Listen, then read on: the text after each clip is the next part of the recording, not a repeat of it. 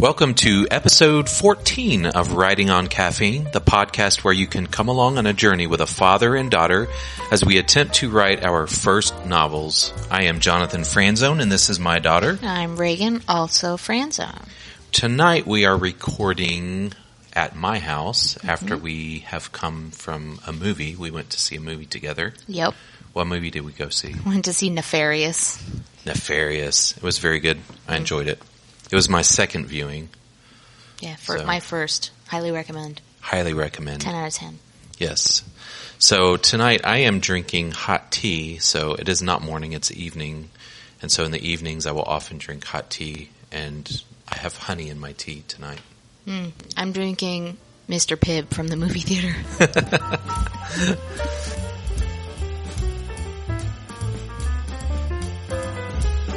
So how's your writing coming, Ragan? You know, it's actually better than it has been the last couple of podcasts. That's good to hear. I've written words, which is better than the last podcast when I had written no words. Some words is better than no words. Absolutely. Yes. So last week we challenged one another to write at least 500 words before the following Sunday. So we both achieved that. Yes. I wrote just over 500, so... I think I wrote about 600. Just barely coming in. Yeah. But hey, again, something's better than nothing. That's right, it's words.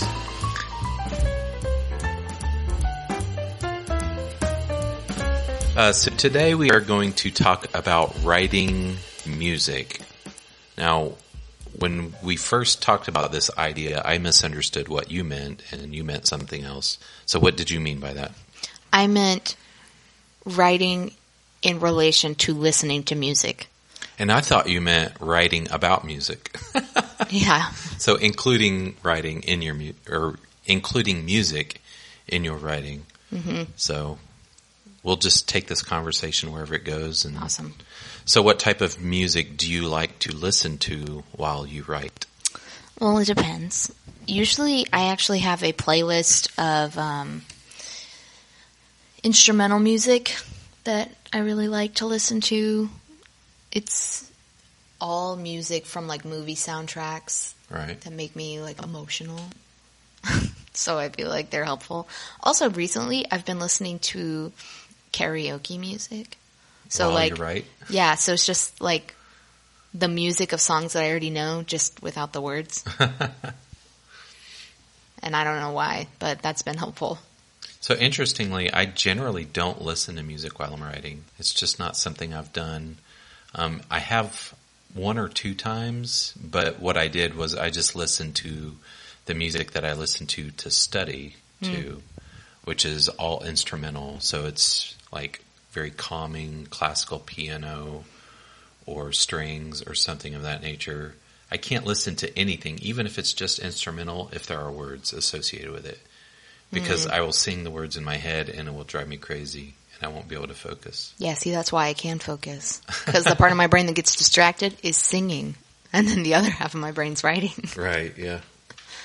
So, is there a different type of music that you listen to when you're reading books? Yes. So, I have two instrumental playlists. One of them is for writing and one of them is for reading. And they're different in the sense of the music that I listen to when I write is instrumental music from movies, typically, that make me feel a specific emotion. Oh, okay. Yeah. And they have personally, like, touched me or, like, made me feel a specific way. Music I listen to when I'm writing is usually more intense and, like, almost like video game music. Oh, because I like it to go along with, like, the book. Because usually I read kind of high, fast-paced books. Oh, okay. That sounds awful.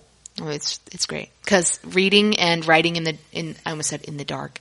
It feels like it's in the dark when there's no music because it's just silent and my brain is just wanders. Yeah, I do better with silence. Yeah, interestingly, because then I can hear the air conditioner and I can hear my laptop charger squealing as it's attached to the outlet plug. I get distracted. Yeah, that's a terrible sound. There was this, I think it was an experiment, a trial thing that Apple Books did for a while, is that they would pair ebooks with music, and the music was timed to go along with the part of the story you were reading. So a big example that I downloaded and looked at was a Sherlock Holmes book. Okay. And so then as you're reading through the Sherlock Holmes book, the music would change with what you were reading. So if it was like an intense part, it would be intense music, or it'd be, happy music if it was just a happy part. So that's kind of an interesting thing they did technologically. Yeah. Which I don't think took off because you don't really hear about those anymore. There's been a couple times where I've been reading a book and the music perfectly matches up with what's happening in the book, and I'm like moved to tears. And that would not have happened if I was just reading. That's the sweet spot, huh? Yeah. Yeah. I really like there's this one like epic version of the Star Wars theme that's on my reading playlist. Oh, yeah. It's really cool. I do like the Star Wars soundtrack.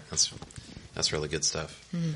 Maybe I'll have to try listening to music while the next time I write to see if it enhances or changes, or if I hate it. I don't know. Yeah, you should try it. So can you think of any instances of music within a book or within writing? Yes. Okay, let's have it. Here goes my prime example for everything. In the Hunger Games. In the Hunger Games, they use music as a form of rebellion. There's a song that they sing in the District 12 called The Hanging Tree. Oh, yeah. And it's about, a guy who hangs himself to escape their reality. But then she sings it in the games. Right. And it kind of becomes like the anthem for the rebellion. Oh, that's cool. Also, they use music in the Hunger Games when Rue dies. Right. She sings her a lullaby. Oh, yeah. While she's falling to sleep, dying. And then also, they use like a 3-tone tune that they sing to communicate with each other. And that also becomes like a big part of the rebellion. Right, yeah. One of the examples that I thought of was in The Lion, the Witch, and the Wardrobe. Oh, yeah. So when Lucy goes through and she meets Mr. Tumnus, and he tries to entrap her so that the White Witch can get there, or the White Witch's agents. And so he's playing music on his little pan flute thing, or whatever it is. Mm-hmm. I don't think it's a pan flute. It's like some other type of flute. But yeah. The thing I relate to more is the movie in that, because obviously you can hear the music. Yeah. And they did a really good job of portraying probably what the music would sound like. But in the book, you can't hear the music. He just talks about him playing the flute and how the music is affecting her. Right. Also, in The Magician's Nephew, Aslan sings Narnia into existence. Oh yeah, that's a beautiful example. I was just talking about that with someone else earlier this week. So it's similar to the way God speaks the universe into existence. Mm-hmm. And so C.S. Lewis was kind of creatively conjecturing that perhaps might have God sung the universe into existence. And you see in the Genesis account, the first words that Adam speaks are, if you open your Bible and look at it, it's written as a poem, which very likely could have been sung. So it's possible that Adam's first words were actually a song. Yeah. Singing about how beautiful this woman was that God created for him. We love that. And isn't that what all good songs are about? A beautiful woman? Yep. So let me ask you this. Sure. When you're reading a book and they're like one of the characters is singing a song and the song lyrics are written down in your head, do you make up a song to go with it? Absolutely, yes. Okay, because I don't. I just speed read through the words and get to the next part of the dialogue. Oh, no, you can't do that, especially since we're going through The Hobbit together, annotating. Yeah. So Lewis likes to put lyrics in there, and so Bilbo, in several places, will sing songs, and it writes them out in lyric form. Yeah. Yeah, I just kind of speed read those. No, you have to stop and make up a song in your head. Man. You music composition major. And if you listen to an audiobook recording of that, many times the narrator will actually sing those parts. Yeah. Which is interesting. I've heard good versions of that and terrible versions of that. Another book where the audiobook reader sings is in Harry Potter in the Chamber of Secrets when Ginny writes Harry a Valentine, a singing Valentine. Yes. His eyes are as green as a fresh pickled toad. That's like the only thing I remember about that audiobook. Yeah, that's great. I'd forgotten totally about that. It stuck out to me. Yeah. Another book I remember from a long time ago, I couldn't even tell you many of the details about it, but it's in the Shannara series by Terry Brooks. Yeah, I haven't read that. So one of the books is called The Wish Song of Shannara. And so this girl has a magical power that's based on her ability to sing. And so when she sings, magic happens. And that's about all I remember about the book. Yeah. I once read a book about time-traveling pirates. That sounds great. It wasn't. No? But the main character was like a professional violinist. And the only way to time travel through these specific gates that were in very specific locations was to like play a specific note. And it like made the gate appear, which I thought was kind of silly because a note could just happen. Right. And then it opens and somebody accidentally falls through. So it didn't really make much sense to me. And I also thought it was kind of a dumb story, but you know, it is what it is. Maybe there had to be intention behind the musical note as well. Nah. No. They like flicked a tuning fork. Ting! I should include some music in my book that I'm writing. You should. Just for kicks, since we're talking about this. I'll have to figure out where to work it in. Yeah. I don't know about that for me. Since mine's kind of a urban fantasy crossover, I could actually use just some modern songs and have some car playing music as it passes by. Yeah. Could be fun. Bohemian Rhapsody. He's just a poor boy from a poor family. There are, so... Oh, here's a great example. Oh, okay. The I can't remember which book, but it's in the Lord of the Rings series when I think it's Pippin. I think it's Pippin that ends up going to Gondor. Yep. And he pledges an oath to, what's his name? He's the steward of Gondor, Denethor. So he pledges himself to Denethor, and then there's that great scene in the movie where he's singing this like kind of melancholy song from the Shire while Faramir is riding out basically to his doom, and then Denethor's sitting there eating tomatoes and they're just splatting all over his mouth. So that is in the book. It's I remember it from the movie because it's so spectacular the way they did it. But in the book, they do describe that he's singing this song while Denethor's sitting there, sending his not as loved son to his death. Yeah. Unfortunate, isn't it? Yeah. See, here's my problem is if I were to write music into my book, I would want it to be a specific way. Like, I would want the music to be specific, not just the lyrics. Yeah, but because you can't if you're really not, then write it's that. just a poem.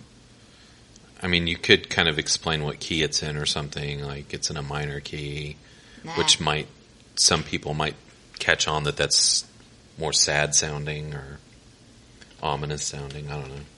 No. But yeah, you're basically going to have to describe the emotions that you want connected to the music. Yeah, I don't like that. You can't accurately describe the music. I know. That's what's frustrating. So here's something else. It's been like kind of a fad right now to create playlists for books and put them in the front of the book. Like a QR code you like scan? the Spotify link. That's weird. To play it while you're listening to the book. Yeah. Would you do it? No. I mean, would you listen to the playlist? You wouldn't? I don't like being told what to do. Be like, no, I'm not going to listen to your playlist while I read. Oh, that's funny. Yeah, I'm not a huge fan of... That sounds like a very Gen Z thing to do. I think it probably is. It's common with, like, the new, like, YA books and stuff. Yeah. I know I've seen book trailers, and those include music. Yeah. And those are kind of cool. Mm-hmm. So that maybe then you could choose music to give the feeling that you want to have associated with your book. Yeah. You could write out the music, like sheet music, and just like print it in the book with notes and all. I can't write music, though. But I guess then, like, do you copyright the music and the book separately? Or are they together? Also, Probably like, doesn't matter at all. when they're writing music from books for movies, do you think the author has any say in what happens, or do they just leave it up to the composer?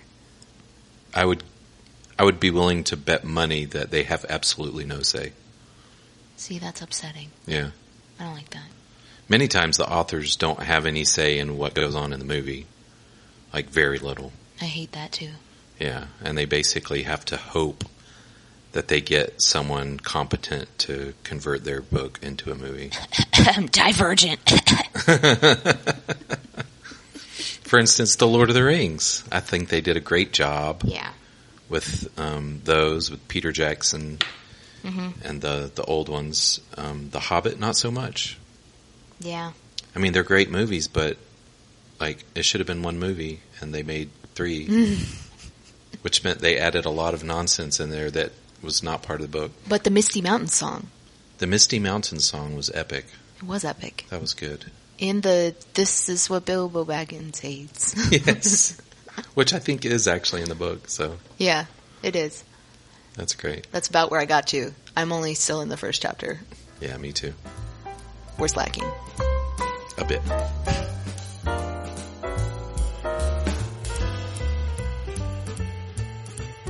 So before we close out, what are you currently reading, Ragan?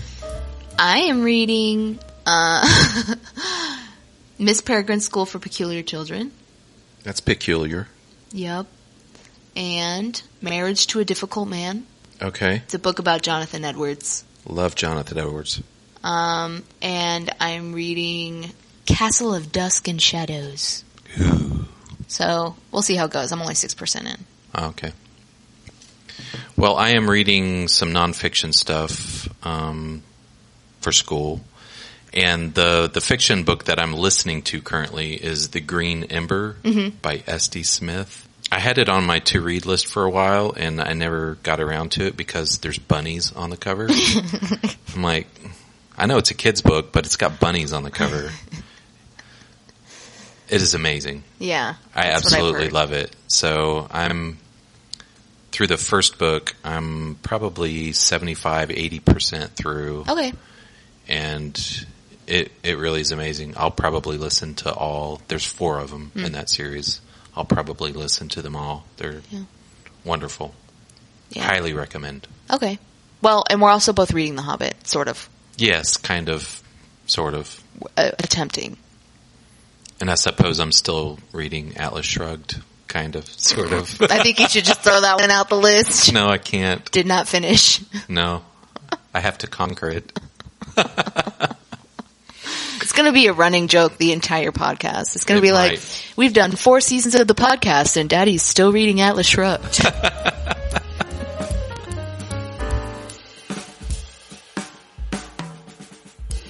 Thank you for joining us in this 14th episode of Writing on Caffeine. We hope you'll join us again in some amount of weeks. Please subscribe wherever you find podcasts. If you are so inclined, leave us a review. 5-star reviews are preferable. Be sure to visit the website, writingoncaffeine.com, where you can view the show notes and subscribe to our email list so that you never miss an episode. Bye. Bye-bye. I can't think of anything else. I can't either. We'll call it a wrap. It'll be a short version, a short episode. It'll be easy to edit. Very easy. This is what we get for doing this. Thank you for joining us in this 14th episode of Writing on Caffeine. No. Wait. Wait. What are you reading? Totally forgot that. Yeah, Sorry. you did, man.